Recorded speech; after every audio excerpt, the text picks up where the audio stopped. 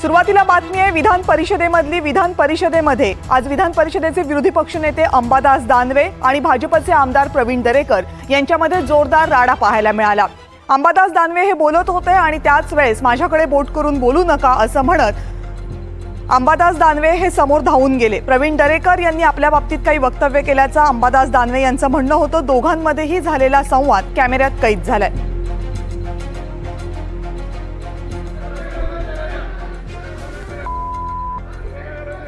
नेमकं विधान परिषदेमध्ये काय घडलं पाहूयात।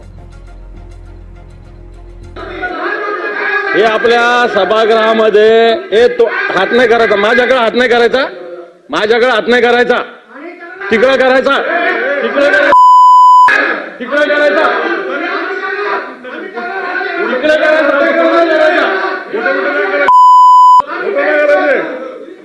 तिकडे करायचा।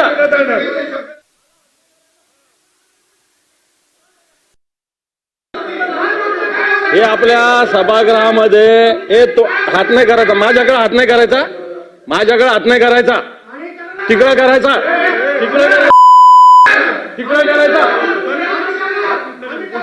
तिकडे करायचा,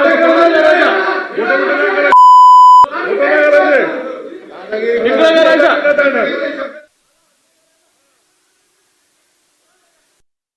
त्याच मुद्द्यावरून जोरदार गदारोळ पाहायला मिळाला। यानंतर दोनही बाजूंच्या नेत्यांनी एकमेकांच्या विरोधात आरोप प्रत्यारोप केले। संसदेमध्ये राहुल गांधी यांनी सत्ताधाऱ्यांच्या विरोधात जे विधान केलं त्यावर अंबादास दानवे बोलत होते आणि त्यानंतर प्रवीण दरेकर आणि अंबादास दानवे यांच्यामध्ये जोरदार बाचाबाची झाली। प्रकरण शिवीगाळीपर्यंत गेल्याची घटना कॅमेऱ्यामध्ये रेकॉर्ड झालेली आहे। अक्षय कुडकेलवार आपले प्रतिनिधी आता आपल्या सोबत आहेत। अक्षय, आत्ताची विधान परिषदेच्या बाहेरची परिस्थिती नेमकी काय आहे?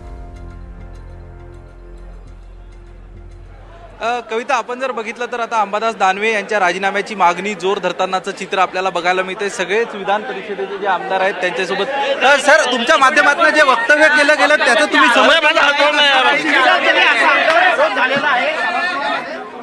आपण बघतोय अंबादास दानवे हे बोलण्यास नकार देत असल्याचं चित्र आपल्याला बघायला मिळतंय। मात्र ज्यावेळी हा प्रसंग घडला त्यावेळी विधान परिषदेच्या सदस्य उमा खापरे या देखील सभागृहातच उपस्थित होते। त्यांच्याशी आपण बातचीत करतोय। ताई, आपण बघतोय विधान परिषदेचे आता विरोधी पक्षनेते बोलण्यास टाळाटाळ करतायत, मात्र नेमका घडलेला प्रकार तुम्ही उपस्थित होत्या, याकडे कसं बघता? तुमची काय मागणी?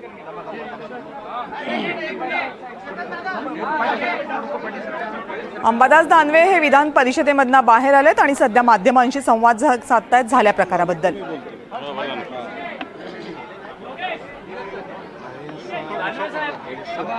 विधान परिषदेमध्ये आज तुमचा तोल सुटला आणि तुम्ही शिवीगाळ केली, समोरच्या सदस्यांनीही केलेली आहे, पण तोल सुटला त्यामुळे राजीनाम्याचे लागलेलं आहे।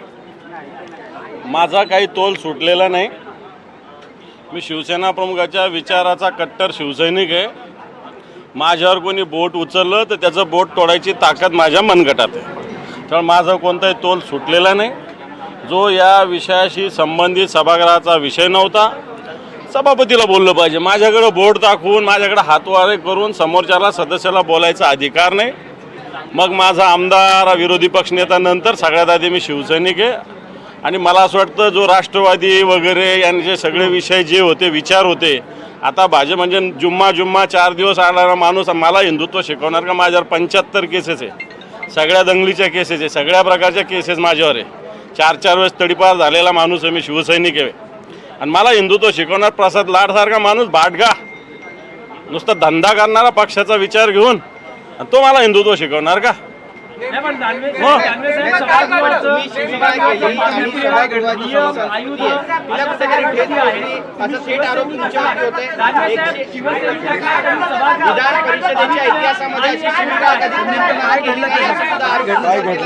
पहा, त्यांनी राहुल गांधींचा काय विषय मांडला होता, मला त्याचं मी काही ऐकलेलं नाही, पाहिलं पण नाही, कारण आम्ही सभागृहाच्या कामकाजात होतो। कारण मला भाषण करायचं होतं 260 वर, तर मी माझे मुद्दे अभ्यास करत होतो।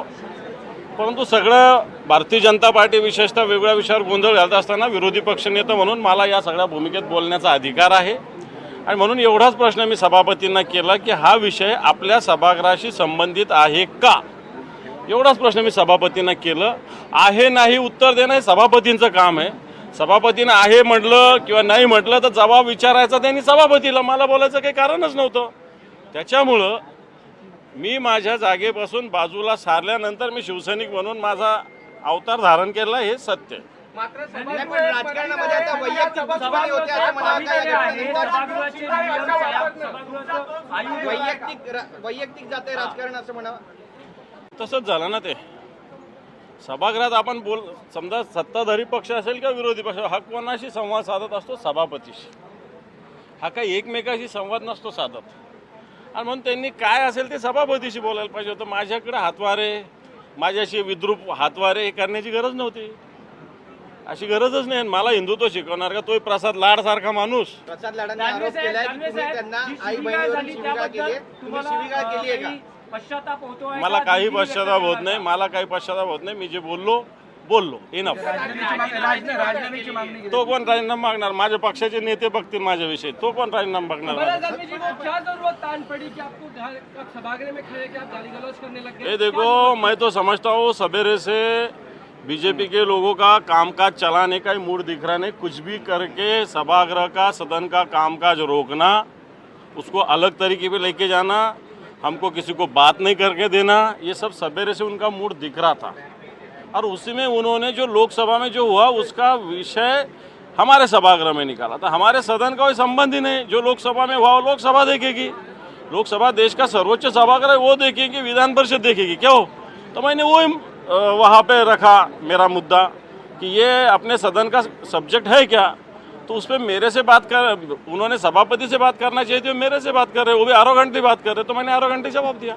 गाली गलौज करने की जरूरत क्या थी? आप डेकोरम मानते हैं? एक मिनट, आप डेकोरम मानते हैं ना?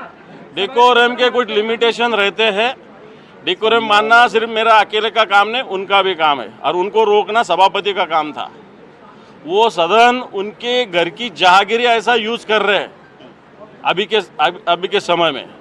सभापति हो, भारतीय जनता पार्टी के सदस्य हो, सदन का यूटिलाइजेशन खुद के लिए कर रहे हो.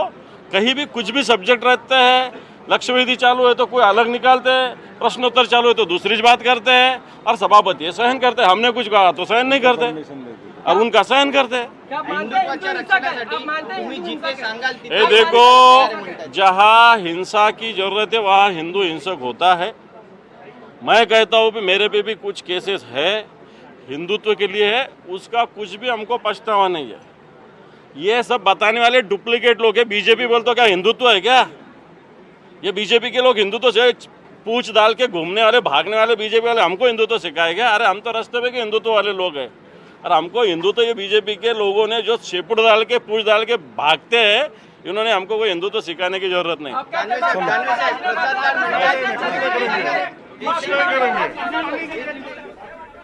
विरोधी पक्षनेते अंबादास दानवे यांची झाल्या प्रकरणानंतरची ही प्रतिक्रिया. माझ्यावर कुणी बोट उगारलं तर त्याचं बोट तोडण्याची ताकद ठेवणारा मी शिवसैनिक आहे.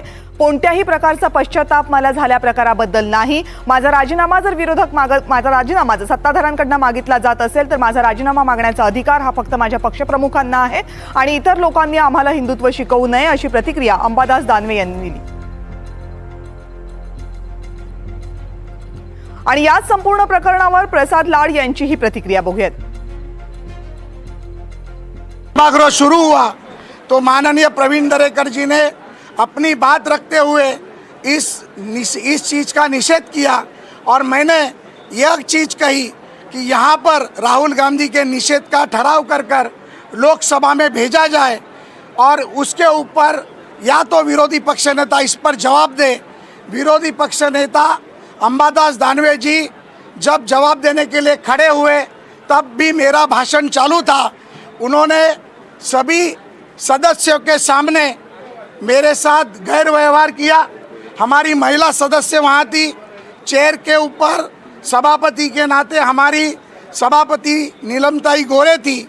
उसके बावजूद बहन और माँ के ऊपर से सभागृह के अंदर माइक के ऊपर गाली देने का काम विरोधी पक्ष नेता अंबादास दानवे जी ने किया है. हिंदुओं का अपमान अंबादास दानवे ने किया है.